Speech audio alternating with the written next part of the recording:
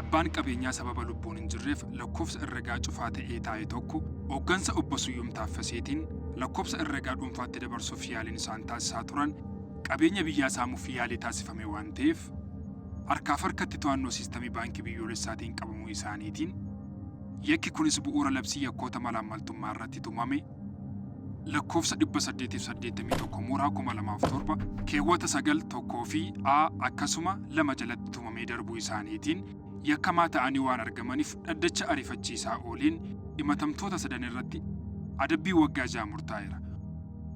Oliyyannoo kan gaafatu yoo jiraate mirga oliyyannoo akkuma eegametti.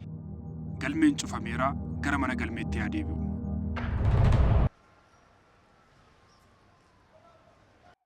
Yeroo tokkotti maal ta'eetu wanti kun hunduu kan uumame? Naaf hin galle.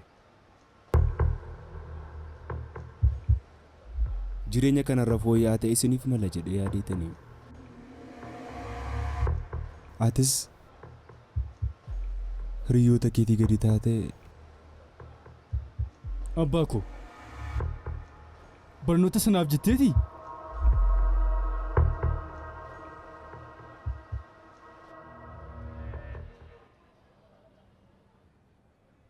Anis akkan hin mukoofne raqiiqis ni qaban. Gaayyee atiif raqiiq bitaa nagalaa jirtu. Sin gaafadha jedhee yaadaa ture.